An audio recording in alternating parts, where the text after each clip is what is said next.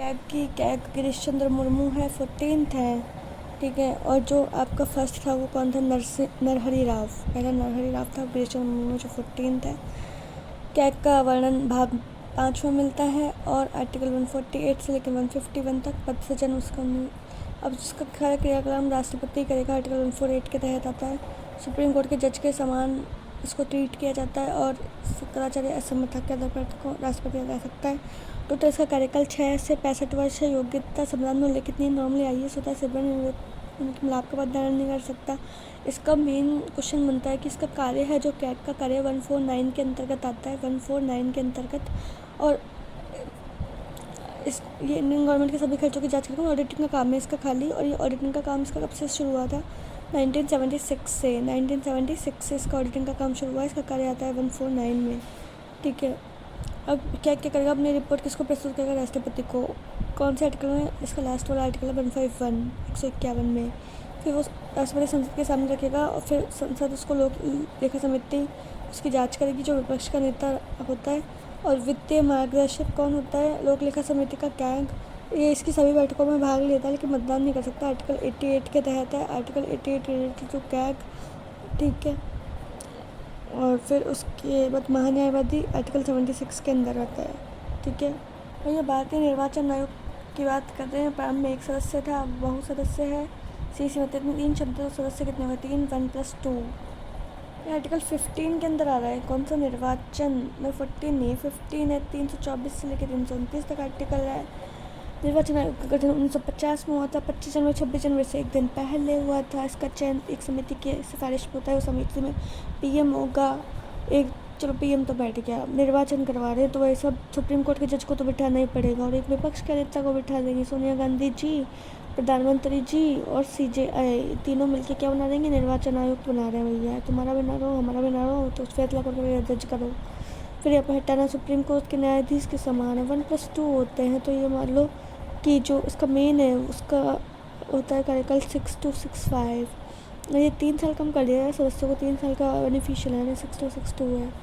फिर ना राजीव अरोड़ा है जो आपका 25th मुख्य सूचना आयुक्त तक सुकुमार सेन था, ठीक है। 61 अमेंडमेंट के तहत 1989 में 18 एज कर 66 है, शायद 61 है, थोड़ा गलत हो गया ये है ना, 16 है, 61 आर्टिकल है। और कब हुआ था? 1990 से 1 साल पहले, यानी कि 1989 में उसमें एज 18 कर दी थी। अब यहाँ पे जो वोट देना, निर्वाचित होना, ये सब विधि का अधिकार है, संविधान में कहीं उल्लेख नहीं है इसका। एक बात याद रखने की, चुनाव की अधिसूचना हमेशा राष्ट्रपति राज्यपाल जारी करेंगे, लेकिन जो बाकी तिथि है या फिर मतदाता सूची है ये सब कौन?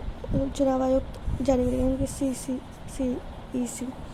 लोकपाल की बात करें तो 1809 स्वीडन में लोकपाल विधेयक 1968 है, तो विधेयक 2013 में जाकर बना था। ये फर्स्ट बिना की घोष था, ठीक है। वर्तमान में क्या कर नहीं पता मेरे को। गैर परामर्शधारी संस्था है। टोटल सदस्य 1+8 होते हैं, लोकपाल में 9 होते हैं टोटल। इसमें कौन कौन बैठेगा? देखो उसकी कमेटी के अंदर लोकपाल में देखो PM बिठाया, विपक्ष का नेता, चलो बराबरी का मामला हो गया, कोर्ट वाले को बिठा दे, CJI तो है ही।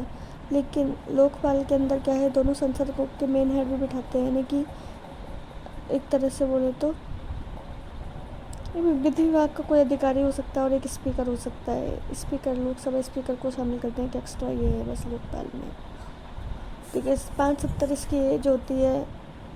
राजस्थान में शायद 370 है। पुनर्नियुक्ति नहीं होती, वेतन CJI के समान होता है। वर्तमान में प्रदीप मोहंती कार्यवाहक हैं आपके लोकपाल। जो क्षेत्र आउटसाइड ऑफ लोकपाल, देखो CJI क्योंकि वो उसकी वोटिंग में इंक्लूड हो रहा है तो CJI तो ऑटोमेटिक इंक्लूड है। CEC भी not include in that. CAG, UPSC, ठीक है। तो मैं रिपीट कर रही हूँ, CJI, CEC, कैग, UPSC, सेवानिवृत्त लोक सेवक, ये सब इसके आउटसाइड ऑफ है। प्रधानमंत्री के कुछ मामले इसमें आते हैं, कुछ मामले नहीं आते। CBC मतलब केंद्रीय सतर्कता एवं संधारण समिति की सिफारिश में 1964 में सतर्कता 6+4 10 हो जाता है, वैसे याद रख लो। टोटल सदस्य CBC में 3 वर्ड्स है तो 3 ही सदस्य होंगे। चयन भी 3 लोगों के आधार पर होता है भैया। सतर्कता की बात है तो सतर्कता की बात में PM लगा, अमित शाह को बिठाया सतर्क तो सबसे ज़्यादा वही अमित शाह, एक विपक्ष का नेता बिठा ले। चलो इक्वलिटी है और मीडिएटर अमित शाह को बना रहे हैं CBC के अंदर। है ना। सीवीसी में वैसे तो 3 मेंबर होते हैं, लेकिन इसका जो कार्यकाल है वो 1 साल एक्स्ट्रा होता है ना, कि 4 + 6 5 4 5 6 4 5 6 उल्टा है, पर 4 5 और बीच में 6 है। 1+2 होता है, यूपीएससी के समान होता है, इसके चेयरमैन के समान और ये मेंबर के समान होगा। फर्स्ट एनवी राव थे सीवीसी, अभी कौन है कार्यवाहक? पीके श्रीवास्तव। अब यहाँ तक मैं आपका सीआईसी इलेक्शन कमीशन के अंदर 1+10 होते हैं, सिर्फ सदस्यों की बात करें तो 10 है। मुख्य सूचना आयुक्त एक होता है। फिर 12 अक्टूबर 2005 से इसका गठन हुआ। इसमें भी 3 लोग होते हैं, एक विपक्ष तो है ही, एक कैबिनेट मंत्री को बिठा देते हैं, कोई भी कैबिनेट मंत्री हो सकता है। इलेक्शन के लिए कैबिनेट मंत्री ज़रूरी है, और इसका जो कार्यकाल है वो 3 साल का है, जबकि सीवीसी का 4 साल का है, यानी कि 365 है। फर्स्ट कौन था? वजाहत था, जबकि अभी सिन्हा है, YK सिन्हा। तो अभी तक 2 फीमेल आयुक्त रही हैं, दीपक संधू, सुषमा सिंह। एक सबसे मेन चीज़ ये है, जो इलेक्शन कमीशन है वो अपनी रिपोर्ट केंद्र सरकार को देगा, जबकि और सारे कमीशन होते हैं वो अपनी रिपोर्ट राष्ट्रपति को प्रस्तुत करते हैं, लेकिन जो इलेक्शन कमीशन है वो अपनी रिपोर्ट किसको देगा? केंद्र सरकार को।